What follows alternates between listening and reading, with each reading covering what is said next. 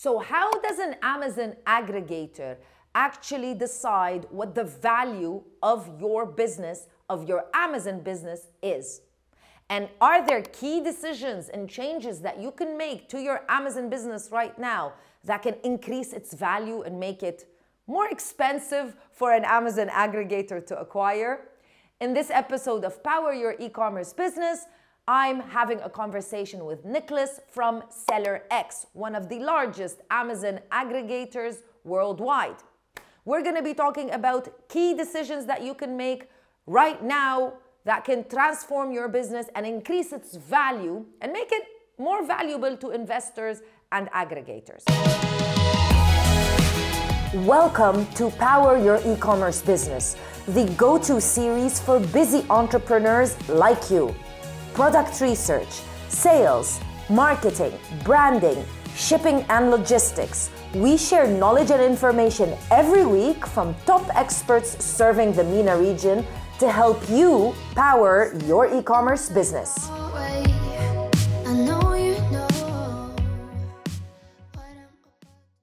Niklas, finally, we've had so many conversations and now we're having a conversation right here on our YouTube channel. Thank you so much for your time. Of course, you know Amazon and you know my passion for Amazon. We all love e-commerce. And of course, one very lovely thing that happened because of e-commerce and Amazon is what we now know as Amazon aggregators. And SellerX is arguably the biggest Amazon aggregator out there. So I'm very happy to have you because, you know, I know there are a lot of questions that a lot of people have because it's fairly a new, it's not a new business model anywhere else, but it is potentially fairly new for e-commerce and Amazon in particular. So let's jump directly into the first question. And it is something that I get a lot of people asking me in particular. And it's, okay, so I want to sell my business or my brand, my e-com business or my e-com brand. What are the steps?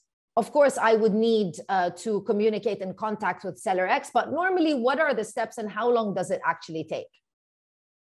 Yeah, that's a very good question. So we basically start, as you said, usually either we contact the seller or the seller contacts us, and we have a very first conversation, right? It's a bit more high level, trying to get to understand each other, trying to get to know each other and each other's backgrounds. Usually what we do then is we exchange information, obviously after signing a non-disclosure agreement, and we'll have a look at the business, right? We're going to have a look at the financials, at the products, the brand, etc. And based on that, we will basically take a decision whether to submit an offer or letter of intent, LOI.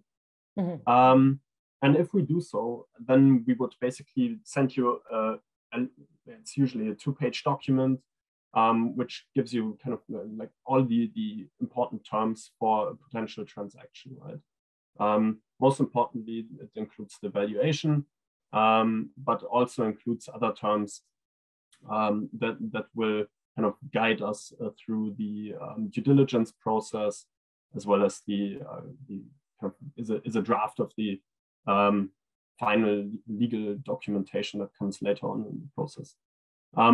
Once we've agreed on the letter of intent, we then go into the next step, which is the due diligence phase. And that's definitely the kind of the most time-consuming part of the entire exercise.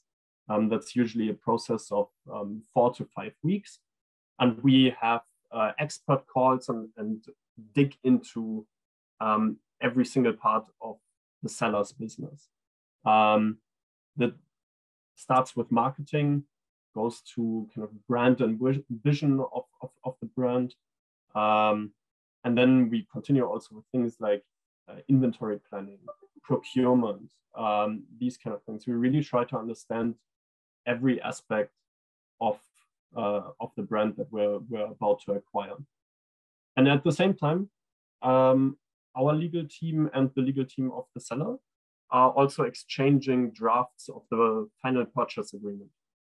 That is something that needs to be kind of negotiated at the same time. And it's usually a very laborious task for the legal teams. And then, yeah, usually after 4 to 5 weeks, we kind of come to an agreement. Everyone has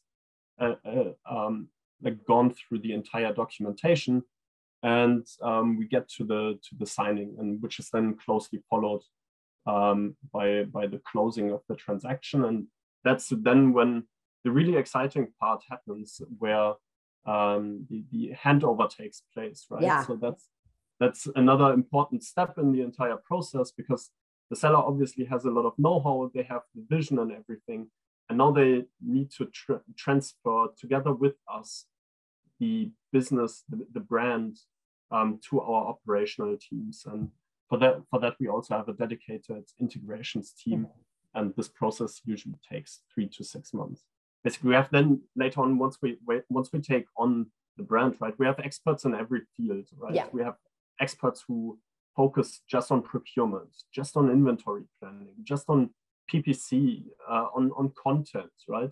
And for that, we really need to go through every single bit of the business, and also write down for ourselves where's the potential, how can we grow the business, right? That's really when we get to learn the brand,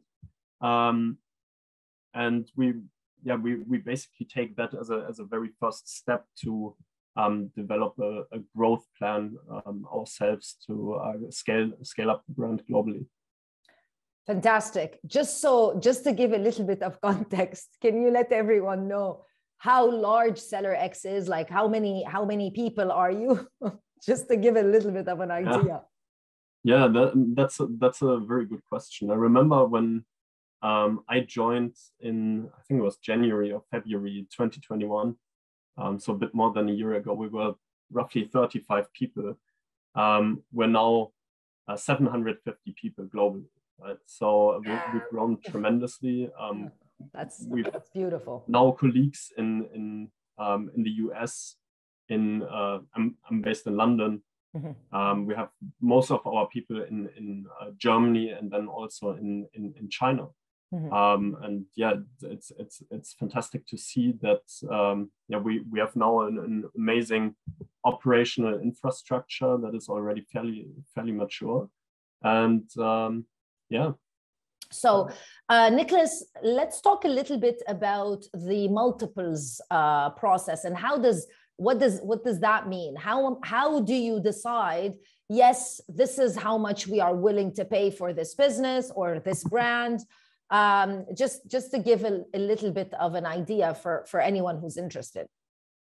Yeah, sure. Happy to do so.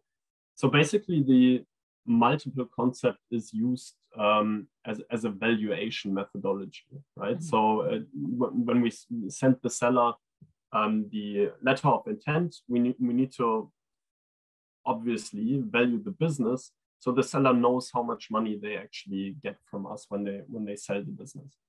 Now the kind of the preferred valuation method in this Amazon FBA space is the multiple approach. And in this specific case, we use a multiple based off SDE. Now, what is SDE? SDE is seller discretionary earnings. That's kind of a profit, net profit that the seller has at their disposal. Now, how do we get to SDE? That's maybe also an interesting point. So basically, you take your revenues, you deduct all of your variable costs, so cost of goods sold, also marketing, fulfillment costs, these kind of things. Then you deduct all of your fixed costs as well, which is something like your office or a warehouse rent and these kind of things. And then you add back expenses that are, for example, personal. Yeah. So if you have, I don't know, a company car, if the owner gets a salary, you add back those things. And we also add back one-off expenses, right? So I don't know, maybe 2 years ago, the seller was involved in a litigation or something. We add this back. Or you registered a patent, we add this back. It's a one-off cost, right? Yes. And that's how you get to SDE, or seller discretionary earnings. now the other question is, what do you do then with the SDE? You basically multiply those times. Usually it's something somewhere between 2 and 5 times or so. And that's how you get to your enterprise value. So really the value of your business. And then on top of that, we kind of compensate you for the existing inventory of your brand. Yes. Yeah. Perfect. Thank you so much, Niklas, for all of that. My last question, and this is something that I constantly ask anyone that I interview. I know that maybe because of 2020 and what happened during that time, e-commerce and Amazon in particular got under a lot of people's radars. A lot of people who had like a passion to create their own brand, maybe they had a few weeks off or maybe a few months off and they said, okay, let me do it. And a lot of people started. However, now we're in 2022, things are back to normal. And a lot of people that are watching from the outside are thinking, oh, maybe there's no longer any demand. So you and SellerX, you guys are like very much in the middle of e-com, and you've grown this business tremendously over the past year. What do you see the future of e-commerce for anyone that's thinking, oh, should I do it? Maybe it's too late. What do you think about, just for someone that's thinking of starting their business online? Well, I think that's a very interesting point. I think in 2020 and 2021, we saw the explosion of e-commerce, right? Yeah. Was exceptional times, and probably everyone was spending a lot more time on Amazon and Shopify, buying a lot more products than usually. And this kind of cools down a bit this year because finally we can go outside again. We can enjoy time with our friends and family. But I think overall it's still a very, very interesting opportunity, and this is also the reason why we are in the space, right? We did not go into the space just because of 2020 and lockdowns. Yes, of course. We're in it for the long term here, and I think everyone who's seriously interested in starting an Amazon business or a Shopify business, there's still so much opportunity out there. It might have become a little bit more difficult to start something, but I think, as I said, there's still a lot of opportunity out there, especially for everyone who's really interested in building a brand. I think Amazon makes it a lot easier over time. They've also now even improved their fulfillment capabilities. For example, the inventory limits that were imposed at some point last year, they're kind of slowly getting removed or increased again. So I think we're getting again into a situation where it becomes really, really interesting to get into it. And I think everyone who's interested should definitely try to start something themselves. It remains a very fascinating space. Thank you so much to Niklas and the SellerX team. If you want to learn a little bit more about SellerX, if you potentially have a brand that you think fits into their vision of what they are doing, then you can go ahead and contact them. Of course, I'll leave all the information in the description box of this video. Make sure that you subscribe to the channel, thumbs up this video, and leave us a comment in the comment section. I'll see you in another video with more information. Bye.